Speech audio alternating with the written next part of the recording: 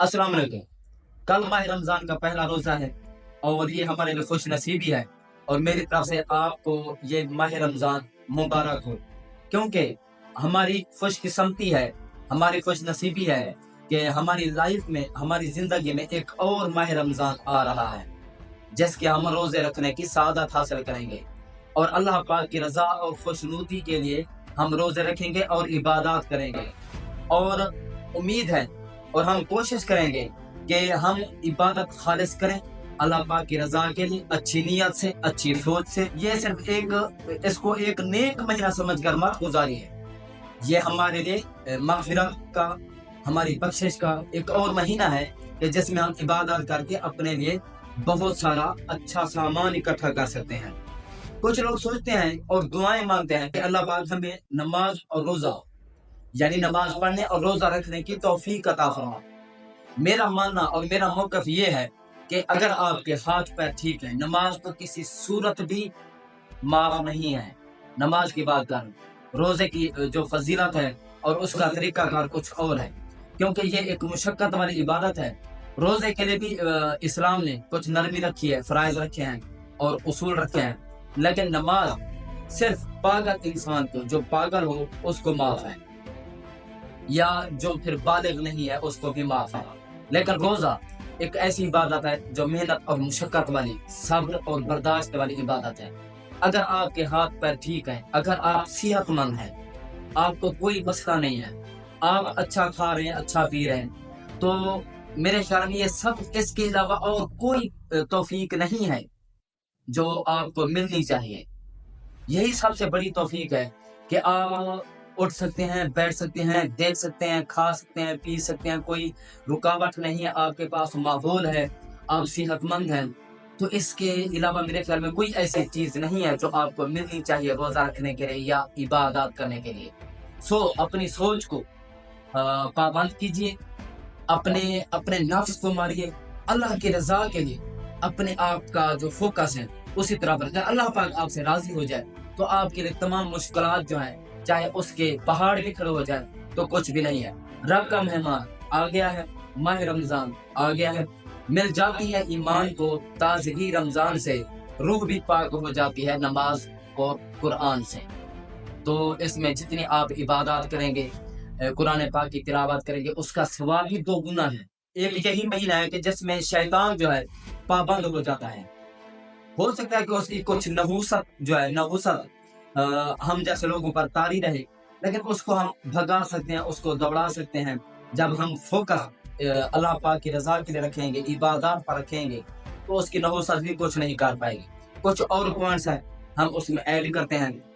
वज़ीर आला के पी अली अमीन गंडापुर साहब ने कुछ अच्छे इकदाम उठाने का जो है ना किया है, वो हम आपसे शेयर करते हैं कि माजूर अफराद के लिए माहाना 7,000 रुपए जो हैं वो वज़ीर आला के पी ने मुकर्रर कर दिए हैं।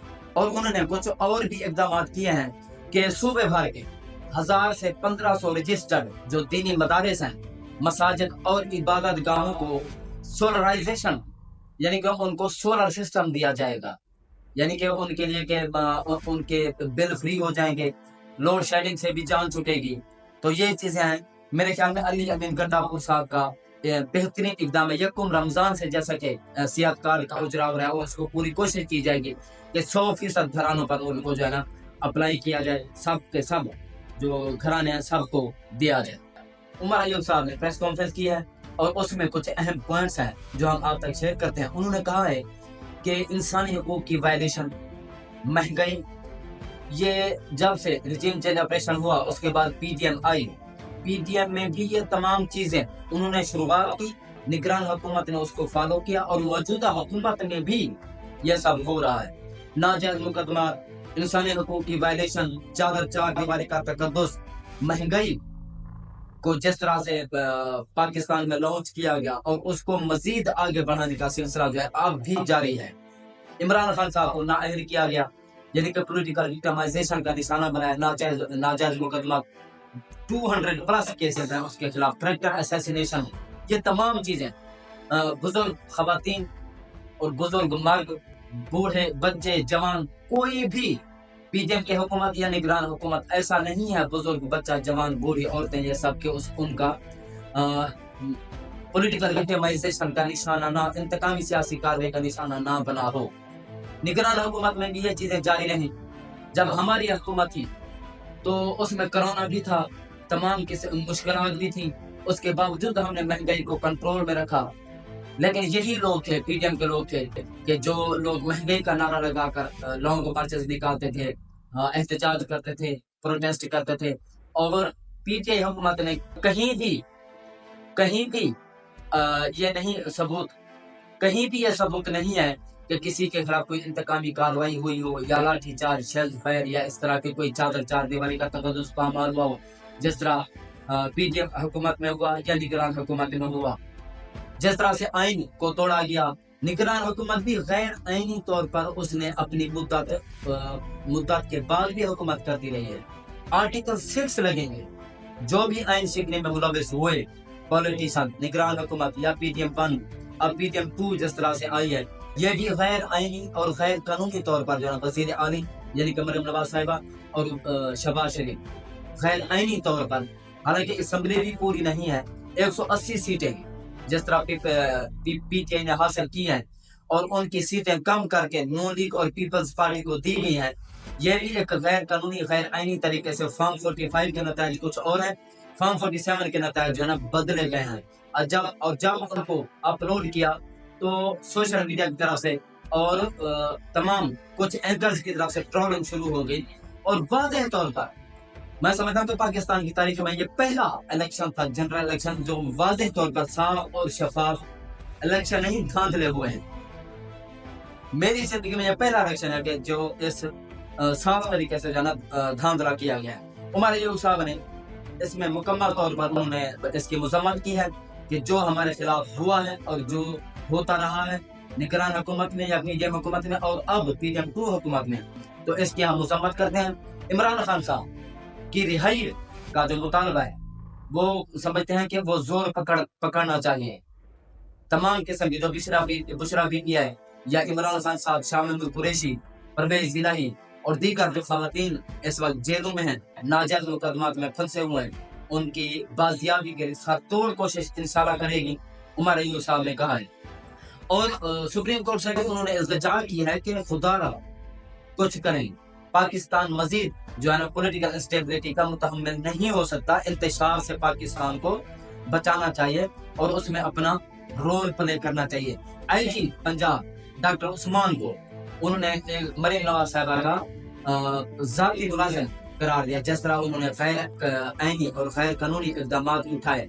और कल होने वाले एहतजाज में जिस तरह उन्होंने नाजायज मुकदमात बनाए, एंटी टेररिज्म के मुकदमात बनाए और कहीं तशद्दुद के भी वाक़यात हुए हैं, कुछ विजुअल्स आए हैं हमारे पास, अब भी मौजूद हैं। तो मैं समझता हूँ कि ये चीजें नहीं होनी चाहिए। आप हुकूमत में हैं, बजाय इसके जैसी भी हुकूमत बनी है आप हैं, तो इस वक्त हुकूमत में तो बार का मसला है कि हो सकता है कि आपके खिलाफ रिजीम चेंज मतलब नो कॉन्फिडेंस मूव आ जाए। अगर अदालतों ने तहरीक इंसाफ के साथ इंसाफ किया, उनकी छीनी गई सीटें उनको वापस मिल गई, तो नो कॉन्फिडेंस मूव आपके खिलाफ आना, इसमें कोई वो नहीं है कि नहीं आएगी, लाजमी आएगी। लतीफ खोसा गिरफ्तार है, सलमान अकरम राजा साहब गिरफ्तार है और उनके साथ कुछ और इस्लामाबाद में मरवत, शेर अफजल मरवत, शुएब शाहीन और दीगर के खिलाफ जो है ना दहशतगर्दी के मुकदमात काटे गए। अगर हमारी हुकूमत आई तो हम इनके खिलाफ कानूनी तौर पर कार्रवाई करेंगे। और मीडिया हाउसेस पर जोर दिया है कि आप इनको बेनकाब करें। अगर आप समझते हैं कि हक और सच की आवाज़ आप तक पहुंचती रहे, कि हमारे चैनल के तवज्जुद से आप तक हक की आवाज़ पहुंच सकती है, तो चैनल को सब्सक्राइब करना मत भूलिए। अल्लाह हाफ़िज़।